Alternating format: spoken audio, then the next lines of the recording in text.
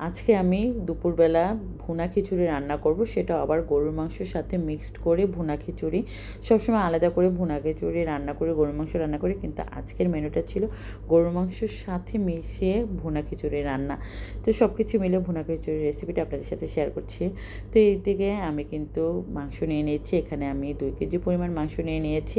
তো মাংসগুলোর মধ্যে আমি তেজপাতা দিয়ে দিয়েছি, পেঁয়াজ কুচি দিয়ে দিয়েছি, তেল দিলাম, আদা বাটা, রসুন বাটা, পেঁয়াজ বাটা সব কিছু এক এক করে দিচ্ছি। আমি সবসময় গরু মাংসটা রান্না করলে কিন্তু হাতে মাখিয়ে রান্না করার চেষ্টা করি, কারণ আমার কাছে হাতে মাখানো গরু মাংসর স্বাদটা অনেক বেশি মনে হয়। তো এদিকে কিন্তু আমি এখন লবণ দিয়ে দিয়েছি পরিমাণ মতো, হলুদের গুঁড়ো, মরিচের গুঁড়ো, ধনিয়ার গুঁড়ো, কাঁচা জিরার গুঁড়ো, তারপরে দারচিনি, এলাচ আস্ত যেটা সেটা দিয়ে ভালোভাবে এখন মাখিয়ে নিচ্ছি হাত দিয়ে। প্রায় 3-4 মিনিটের মতো আমি ভালোভাবে মাখিয়ে নিয়ে সামান্য পরিমাণ হাত ধোয়া পানি দিয়ে তারপরে চুলা আঁচটা একেবারে মাঝারি করে দিব কিছুটা সময় সিদ্ধ হওয়ার জন্য। তো এদিকে আমার কিন্তু অনেকক্ষণ ধরেই আমি মাখিয়ে এখন ঢাকনা দিয়ে কিছুটা সময় ঢেকে রেখে দিব 15-20 মিনিটের মতো। তো এখন আমি এদিকে আলু কেটে নিয়েছি, আলু দিয়েই কিন্তু আজকে ভুনা খিচুড়ি রান্না করবো। আর মাংসের মধ্যে তো আলু না দিলে ভালো লাগে না, আর এমনিতে তো খিচুড়ি রান্না করলে আলু দিতেই হয়।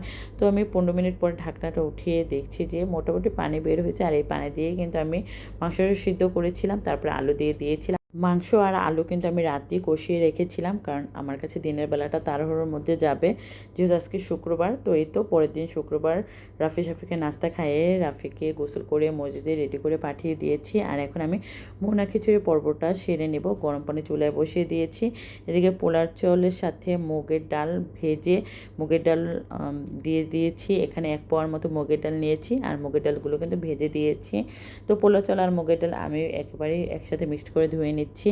তো ভালোভাবে ধুয়ে আমি এখন যে মাংস রান্না করেছি, মাংস আর আলু, তার মধ্যে কিন্তু এই চালগুলো দিয়ে দিব। তো আমি ভালোভাবে ধুয়ে নিচ্ছি চালগুলো, গরম পানিতে বসিয়ে দিয়েছি। যেহেতু আজকে দুপুরবেলা আর কিছুই রান্না করব না, তাই অত প্যারা নেই, তাই আস্তে ধীরে রান্নাবান্না মানে কাজগুলো করছি। তো চালটা কিন্তু আমি অনেকক্ষণ ধরেই ধুই, সবসময় কিন্তু আমি পোলার চাল আর ভাতের চাল যেটাই হোক না কেন আমি অনেকক্ষণ বসে ধুই। আর চাল ধুয়ে যতবার ধুই ততবারই চাল একটু পরপর মুখে দিই। এইরকম অভ্যাস কার কার আছে অবশ্যই বলবেন।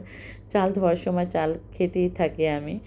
তো আমি এখন কিন্তু মাংসটা আর আলুটা আরেকটু কষিয়ে নিচ্ছি।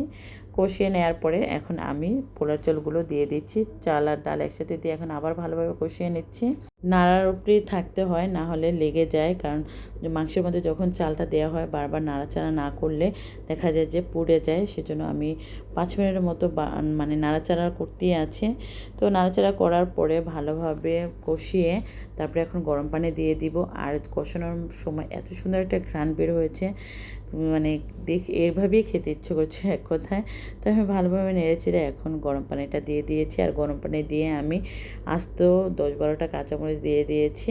তো কাঁচামরিচটা দিয়েছি সৌন্দর্যের জন্য, কারণ এখানে কিন্তু মানে কাঁচামরিচগুলো ফেটে দিইনি, কারণ ফেটে দিলে তো ঝাল লাগবে, তাই কাঁচামরিচগুলো আস্তেই দিয়েছিলাম। আর এই তো 10-15 মিনিট পরে আমি ঢাকনাটা উঠিয়ে দেখছি যে পানিটা শুকিয়ে গেছে। তো এখন চুলা আঁচটা একেবারেই মাঝারি করে দিব, আস্তে আস্তে করে চালটা মানে সিদ্ধ হোক চালটা। আর অন্যদিকে আমি এখন চুলাটা পরিষ্কার করে নিচ্ছি। খিচুড়ি হতে হতে পুরো রান্নাঘরটা পরিষ্কার করে ফেলবো। চুলা পরিষ্কার করা শেষ, এখন রান্নাঘরটা পরিষ্কার করব। তো এদিকে আমি আবার একটু ঢাকনাটা উঠিয়ে দেখছি যে মানে পোলার চাল মানে খিচুড়িটা পুরোই পোলার চালটাও সিদ্ধ হয়ে গেছে, মাংস তো সিদ্ধই ছিল। তো আমি একেবারে দমে রেখে দিয়েছি। আর অন্যদিকে আমি শসা, লেবু আর পেঁয়াজ এগুলো মানে কেটে নিচ্ছি। তো এগুলো কাটাকাটি শেষ, শসা, লেবু, পেঁয়াজ, কাঁচামরিচ সব কিছু টেবিলে একটা প্লেটে সুন্দর সাজিয়ে নিয়েছি। আর খিচুড়ি রান্না করাও কিন্তু আমার শেষ হয়ে গেছে। ভিডিওটা করতে আর আপনাদের সাথে মন নাই, মানে ভিডিওটা শেয়ার করব যে। আর এদিকে আমি কিন্তু জলপাইয়ের আচারও নিয়ে এসেছি টেবিলে। খিচুড়ির সাথে আচার না হলে একেবারেই জমে না। তো আচারও নিয়ে এসেছি, আর আমার ননসেরাও তাদের বাসা থেকে এসে পড়েছে। মানে সবাই মিলে এখন দুপুরে মানে খাবারটা খাবো।